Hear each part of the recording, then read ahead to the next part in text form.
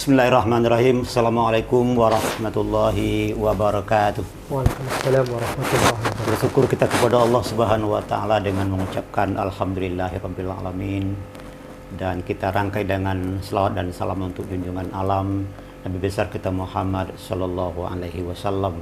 Allahumma shalli ala sayyidina Muhammad wa ala ali sayyidina Muhammad. Assalamualaikum ya Rasulullah.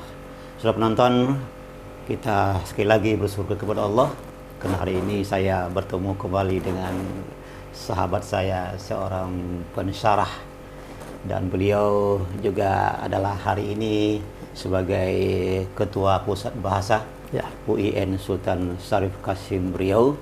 Kami nanti akan berbicara tentang komunikasi transidental, dan mungkin saya tidak akan memperpanjang prolog lagi, segera saya sapa beliau. Assalamualaikum warahmatullahi wabarakatuh, Pak Dokter. Waalaikumsalam warahmatullahi wabarakatuh. Sehat ya? Alhamdulillah. Tapi mungkin yang perlu saya pertanyakan di awal ini adalah setelah kurang lebih 1 tahun ya, antum dulu mendapat musibah ya. Betul. Kemudian mendapat perawatan yang intensif. Betul.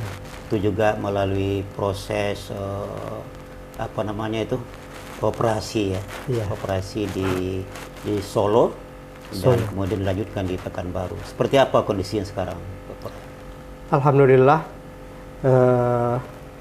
tanggal 26 kemarin kejadian saya kena tabrak sepeda motor, jadi sudah 1 tahun. Setahun ya.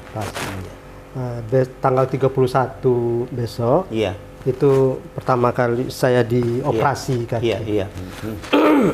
Jadi setelah 1 tahun, alhamdulillah ini saya sudah pulih. Sudah bisa berjalan dengan baik. Sudah bisa naik tangga ke atas, dan sudah bisa bawa mobil. Alhamdulillah sekali. Tinggal lagi yang belum, waktu sholat itu untuk sujud, itu lutut belum bisa ditekan ke bawah. Belum bisa dan ditekan. untuk duduk tasyahud awal itu atau akhir itu kaki belum bisa dilipat. Tinggal 2 itu lagi. Berarti sekarang kalau sholat menggunakan kursi? Masih kursi atau duduk di lantai diunjurkan kaki. Diunjurkan kaki ya. Tapi mana yang lebih baik rasanya?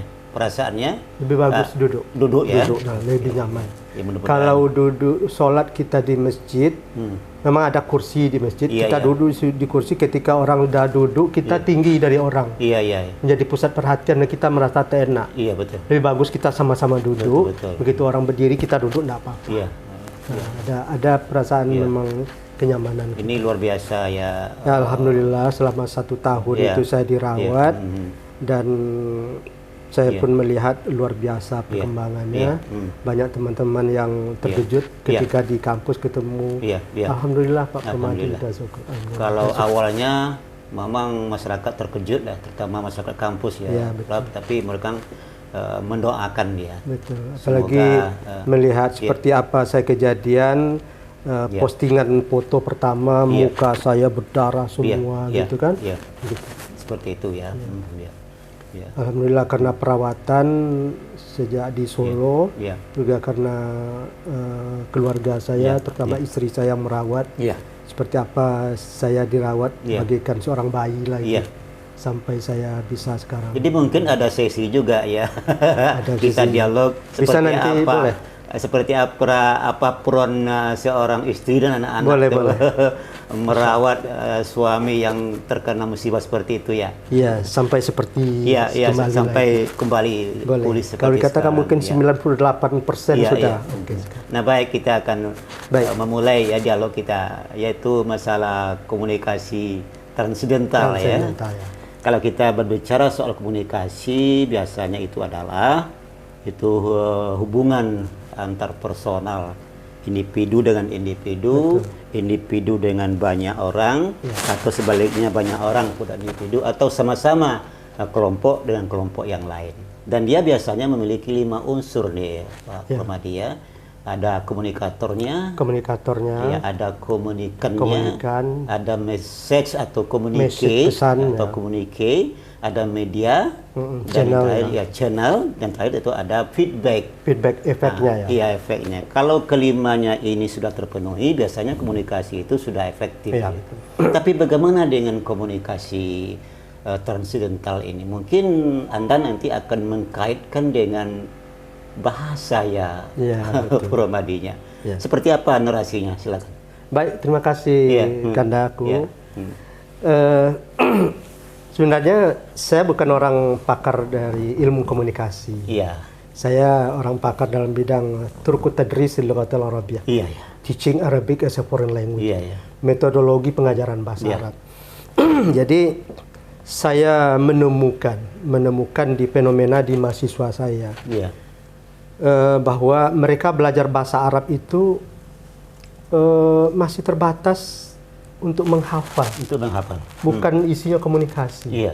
Contoh, ketika belajar bahasa Arab, al-hiwar, takallum, itu ada dialog singkat antara si A dengan si B. Betul. Pertanyaan jawaban. Itulah yang dihafal dipraktekkan ke depan. Pada suatu kali karena si A menghafal pertanyaan nomor 1, nomor 2, nomor 3, nomor 4. Si B menghafal jawaban nomor 1, nomor 2, nomor 3. Karena banyak, ada keraguan. Si A bertanya nomor 4. Si B menjawab, ini nomor 3, nomor 4. Dijawabnya nomor 5. Tentu yang ditanya lain, jawaban lain. Itu gara-gara hanya menghafal. Tidak mengandung komunikasi. Itu kelemahan. Jadi guru-guru kita mengajar bahasa Arab itu minim unsur komunikasinya sehingga anak-anak menghafal bagus itu. Itu sebenarnya dalam communicative approach, dalam metode pembelajaran bahasa komunikasi itu bisa dipakai karena dalam metode pembelajaran komunikasi ada 4 langkah. Pertama, 2 pertama itu prakomunikasi. 2 yang kedua itu betul-betul komunikasi. Nah, kita berhenti pada pra saja. Pada pra ini, kalau orang berkomunikasi mau bertanya, "Ma ismuka?" Ismi Hasan. Diajarkan ma itu huruf apa, ismu itu ka itu apa, itu diajarkan qawaidnya dulu, terkibnya, grammarnya kan. Nah, setelah dia paham, sekarang dibuat kalimat contoh. Ma ismuka? Dijawab, ismi Purwomadi. Itu pertanyaan, tapi tidak mengandung pertanyaan. Itu namanya quasi communicative activities. Ini kegiatan ini dipakai untuk nanti berkomunikasi. Tapi kebanyakan guru kita hanya berhenti di sini aja. Setelah terbiasa menggunakan kalimat-kalimat bertanya, menjawab yang untuk komunikasi, baru nanti praktek betul-betul berkomunikasi. Nah, ketika bertanya, "Ma ismuka?" Nah, itu mulai lagi. Umpama saya dengan Kanda. "Ma ismuka?" Kanda jawab, "Ya ismi." Nah, itu sudah dipraktekkan, sudah mengandung functional communicative competency. Tapi itu baru menanya untuk komunikasi yang sebenarnya. Pada tahap ketiga itu social communicative activity, komunikasi sosial. Itu betul-betul bertanya lagi. Jadi pada saat itu guru bahasa Arab mengubah. Umpamanya ini Purwomadi, ini Wakisman. Mereka sudah saling kenal. Wakisman diberi kertas kecil, diubah namanya. Sekarang bukan Wakisman lagi, mungkin namanya John Kennedy. Asalnya bukan di Kampar Kiri lagi, tapi dari Amerika. Umur bukan 50, bukan 59 lagi, tapi 32. Hobi mancing atau apa. Yang Purwomadi juga ke kertas kecil lagi, diubah lagi nama, bukan Purwomadi lagi. Mungkin namanya Johnny. Umur 32 tahun, hobi main bola, gitu kan. Nah sekarang Purwomadi dihafal, karena dia akan menceritakan nanti. Siap, kertas disimpan. Ini dia. Oke, sekarang berteman. Suruh mereka bertanya. Mereka kan nggak kenal sekarang ini, walaupun nama Wakisman Purwomadi, tapi sekarang mereka role play. Nah, mulai, "Assalamualaikum." "Waalaikumsalam." "Masuk." Ismi, itu jawab sesuai dengan kertas tadi. Ketika Kanda menjawab sesuai dengan kertas tadi, saya akan siapa nama? Terjadilah komunikasi. Karena disinilah komunikasi itu chain of information. At-tabadul ma'lumat. Pertukaran informasi. Kita berdua hanya satu pihak yang punya informasi, pihak lain tak tahu informasi. Hanya saya yang tahu nama saya si Anu, umur berapa, dari mana, hobi. Bapak tidak tahu. Ketika Bapak tanya, baru terjadilah pertukaran informasi. Begitu juga ketika saya bertanya, mempraktekkan ma'ismuka min aina anta gitu kan. Ketika oh situ. ketika sosial kompetisi ini itu biasanya guru memberi tugas. Dalam kelas itu ada 20 orang. Oke, sekarang coba lihat siapa di antara teman yang itu yang kamu belum kenal. 1, 2, 3. Pergi, tanya mereka, catat siapa namanya. Nah, mereka pergi, itu dalam kelas ribut itu. Tapi walaupun ribut, tapi betul-betul mereka berkomunikasi. Nah, karena berasal dari sini, saya coba cek kepada mahasiswa saya.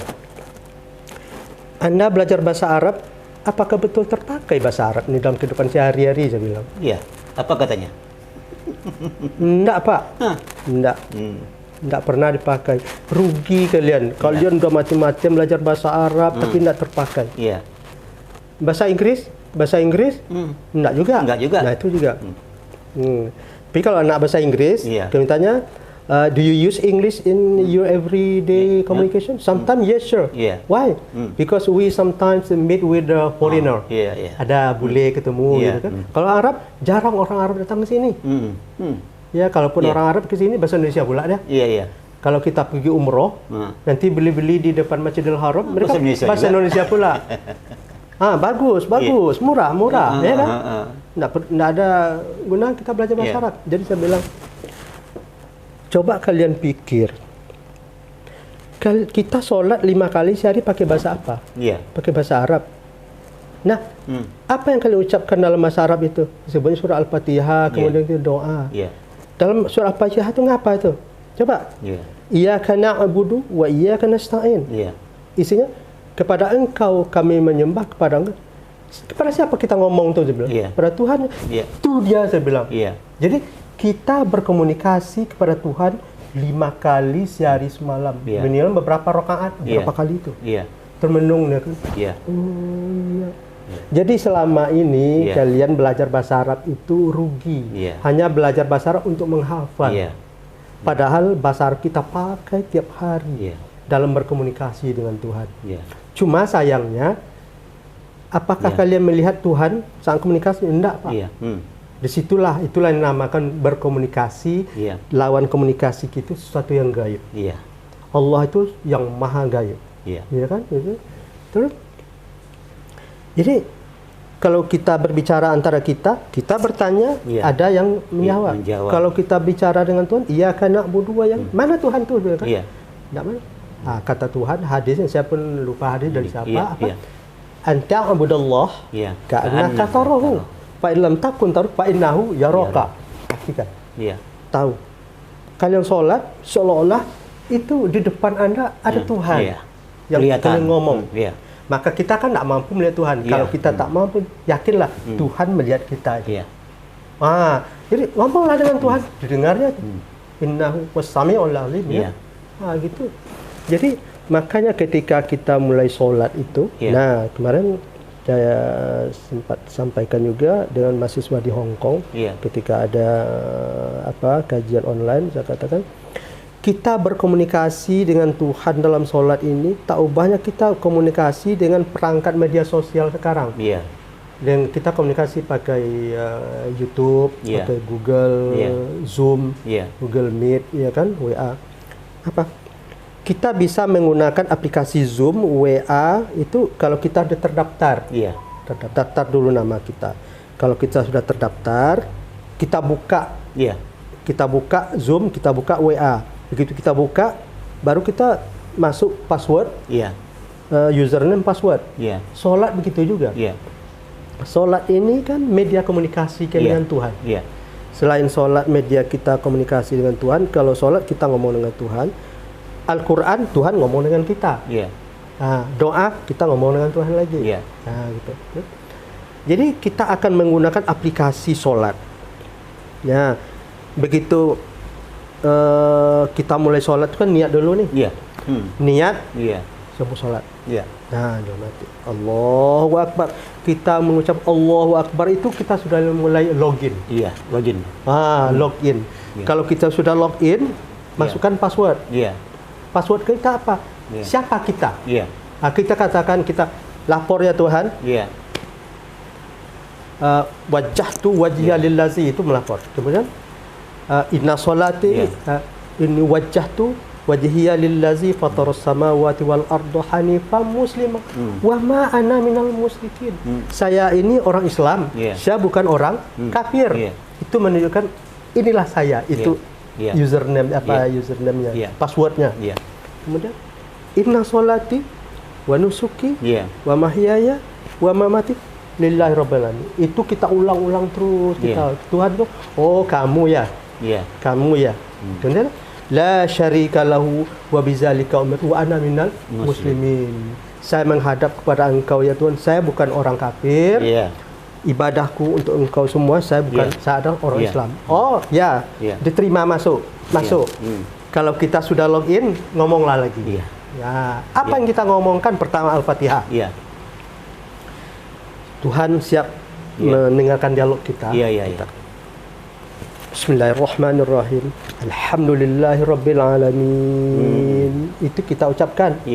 Tuhan menjawab langsung. Kan surat hadis kursi ya. Nah, apa kata Tuhan? Hambaku memujiku. Ar-Rahmanir-Rahim, hambaku memuliakan. Malik Yaumiddin, hambaku memuliakan. Iyyaka na'budu wa iyyaka nasta'in. Kata ini antara hamba dan aku. Iyyaka na'budu untuk saya, wa iyyaka nasta'in. Kami berdua punya.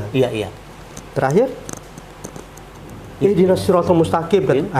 Ini untuk hamba dia minta, saya akan beri. Ihdinas siratal mustaqim. Tunjukilah kami jalan yang maka ketika kita mengucapkan ihdinas siratal mustaqim, betul-betul minta kita. Ya Tuhan, saya tunjukkan jalan yang lurus, jangan jalan yang bengkok, jangan jalan berbelit, jangan jalan yang ke neraka. Siratal mustaqim yang mana? Ghairil maghdub, bukan jalan yang bisa juga sampai ke ujung tapi Tuhan marah. Kamu lewat tuh saya marah. Tapi sampai juga. Tolong jangan tunjukin yang itu. Waladhdallin, dan jangan jalan yang membawa ke lain. Tiga kita jalan yang lurus, bukan jalan yang tak lurus walaupun sampai juga, dan bukan jalan yang sesat. Itu kata Tuhan. Itu hamba sedang minta, saya akan kasih. Itu terjadi dialog. Inilah saya katakan kepada mahasiswa, karena kita orang bahasa Arab, kita tidak belajar ilmu komunikasi. Tolong kalian itu, kalian belajar bahasa Arab itu gunanya untuk ke surga, membuka pintu surga. Apalagi bulan puasa ini, idza jaa Ramadan, futihat abwabul jannah. Maka wa ghulliqat abwabun nar wa sulsilatus syayatin. Sekarang begitu buka pintu bulan puasa ini, buka pintu surga, pintu itu walaupun dibuka tapi kita sendiri menutupnya tidak bisa juga. Ayo kita buka dengan komunikasi transendental. Nah itu kita sholat itu betul-betul komunikasi dengan Tuhan. Komunikatornya kita, komunikannya Tuhan. Bahkan di dalam surat Fatihah gantian. Sekarang Tuhan lagi jadi komunikator. Message-nya ada doa kita minta. Efeknya nanti setelah sholat kita mengatakan tenang, alhamdulillah kita selesai, mudah-mudahan. Itu efek perasaan itu kan. Nah, channelnya itu doa tadi itu, bacaan-bacaan ayat, bacaan Al-Fatihah. Kemudian setelah Fatihah bacakan, mungkin kita baca Qul huwallahu ahad. Itu ketika kita mengucapkan Qul huwallahu ahad, apa kita dalam hati Tuhan ngomong kepada kita dalam Al-Quran, kita sendiri yang baca. Ya Muhammad, katakan kepada umat engkau, Tuhan itu satu. Bayangkan itu Tuhan sedang ngomong melalui Nabi Muhammad, dia kepada Tuhan itu satu. Oh, kita terima. Oh ya Tuhan itu. Allahus Samad. Oh, Tuhan ngomong kepada kita. Tuhan kan. Oh ya. Lam yalid wa lam yulad. Oh ya, kita paham. Tuhan itu tidak melahirkan dan tidak pula dilahirkan. Wa lam yakul lahu kufuwan ahad. Oh, Tuhan tidak ada. Itu kita, oh Tuhan sedang ngomong ke kita, kita paham itu. Selesai kan? Mulai kita ruku, di dalam ruku apa kita baca, i'tidal apa yang kita ucapkan, apa yang kita baca itu, saya bilang pada masa itu bukan hafalan, tapi kita betul-betul berkomunikasi dengan Tuhan. Kita sujud, Subhana rabbiyal a'la wa bihamdi, kita katakan Maha Allah. Duduk antar duduk, ini yang luar biasa nih. Banyak kita minta kepada Tuhan, saya bilang. Kita minta Rabbighfirli. Ya Allah, ampunkan dosa saya. Kalau 5 kali sehari kita minta diampunkan doa, ke Zainuddin MZ, kalau Anda 5 kali mandi sehari semalam, apakah masih ada daki lagi? Nggak ada lagi. Tapi betul-betul kita minta, jangan hanya menghafal Rabbil Firli. Minta Rabbil Firli, warhamni, kasihani, wajiburni, tutuplah kelemahanku, warfa'ni, angkat derajatku, warzukni, di sekitar rezeki. Rezeki itu bukan hanya uang ya kan? Punya teman juga sedekah. Seperti saya kemarin sakit, ternyata sakit itu rezeki juga. Kenapa? Dengan sakit kita semakin dekat dengan Tuhan. Coba kalau tidak sakit, ternyata sakit itu rezeki. Jadi kita, ya Allah berikan saya rezeki. Artinya, ubahlah derita saya menjadi rezeki, kan gitu. Kita minta diubah Tuhan. Ini kalau Anda lihat ini sakit ini sebagai suatu musibah, saya ubah musibah itu jadi rezeki. Jadi rezeki. Begitu. Itu begitu Tuhan tuh mengabulkan doa kita. Warzukni wa'afini. Sehatkan saya, alhamdulillah saya selama 1 tahun saya sehat kembali. Itu doa yang kita maafkan nih. Kalau ada kesalahan mungkin karena saya salah, sehingga saya tabrakan jatuh, katakan mungkin salah, mengampun doa, mengampun dosa. Maafkan nih, maafin. Itu yang kita. Jadi waktu kita doa antara dua sujud itu betul-betul kita ngomong dengan Tuhan. Kalau kita keras, air mata kita jatuh. Belum lagi waktu di duduk tasyahud, atau duduk tahiyat, itu kan at-tahiyatul mubarakatus salawatut thayyibatul, itu siapa yang ngomong? Rasulullah kan? Rasulullah ngomong kepada Tuhan di Sidratul Muntaha waktu dijawab oleh Tuhan. Kata Nabi, at-tahiyat al-mubarakat salawatut thayyibat lillahi rabbil alamin. Didengar oleh Tuhan. Oh iya, dijawab oleh Tuhan. Assalamualaikum ayuhan Nabi wa rahmatullah. Didengar oleh Nabi. Wow, Tuhan aja mengucapkan assalamualaikum. Kalau begitu jangan saya sendiri aja, bawa umat saya. Assalamu alaina wa ala ibadillahi sholihin. Itu dialog antara Tuhan Nabi didengar oleh malaikat. Kata apa kalian? Kalau begitu luar biasa. Asyhadu an la ilaha illallah wa assalamu. Jadi waktu kita membaca bacaan di tasawuf awal akhir itu, kita mengulang-ulang, mengupdate komunikasi Nabi Muhammad dengan Tuhan sampai kita terakhir selesai assalamualaikum warahmatullah. Itu kita log out. Tadi kita login dan takbir, ngomong berkomunikasi sepuas-puasnya, selesai komunikasi, udah sampai di sini log out. Assalamualaikum. Assalamualaikum. Selesailah. Baik ya, nampaknya seperti itu ya. Betul lah. Ya, komunikasi yang transidental. Betul. Artinya ya yang pertama mungkin penguasaan bahasa itu. Betul, penguasaan bahasa. Kalau kita dalam sholat itu mestinya dan sejatinya setiap orang sholat paham apa yang diucapkan. Itu dia. Paham apa yang diucapkan. Beruntunglah mereka yang belajar bahasa Arab. Nah, kalau mereka nggak belajar bahasa Arab, maka komunikasi itu menjadi komunikasi yang tidak nyambung seperti itu. Betul. Kemudian yang kedua yang tertarik tadi adalah istilah login tadi. Begitu kita baca Allahu Akbar, login. Kita login dan berada dalam, ngomonglah, mintalah apapun diminta. Maka kemarin ada yang bertanya, mahasiswa di Hong Kong itu, Pak, dia teringat ayahnya yang sakit gitu, dia mau mendoa, ayahnya sakit meninggal gitu. Dia mau mendoakan orang tuanya, boleh saya mendoakan orang tua dalam sholat. Dan ketika Anda duduk antara dua sujud, Anda Allahumma firli. Ya Allah, maafkanlah saya. Kan juga maafkan juga ayah. Allahumma firli. Tuhan itu mendengar. Silakan minta apapun. Itu kan. Baik Prof, berkali nanti akan kita perdalam lagi dialog kita ini, karena memang ini jarang orang mendengar. Yang komunikasi transidental itu jarang orang mendengar. Orang tahunya komunikasi biasa gitu. Asal ada hubungan perorangan atau kelompok itu komunikasi. Tapi seperti apa komunikasi transidental yang sesungguhnya itu tadi sudah mulai diungkap. Kemudian ini akan dapat kita sambung lagi dalam kesempatan yang akan. Ini juga saya merasakan perlunya hasil perubahan IAIN ke UIN ini itu mengintegrasikan ilmu bahasa Arab dengan ilmu komunikasi. Itu dia. Oh, ternyata begitu. Bahasa Arab ini dinilai dari segi komunikasi transendental. Jadi diberi label bahwa komunikasi itu bukan saja terkait dengan masalah keduniaan, tapi komunikasi itu justru harus dibawa untuk kehidupan akhirat. Dan komunikasi intinya adalah bagaimana kita bisa melakukan ritual keagamaan itu berdasarkan prinsip-prinsip komunikasi.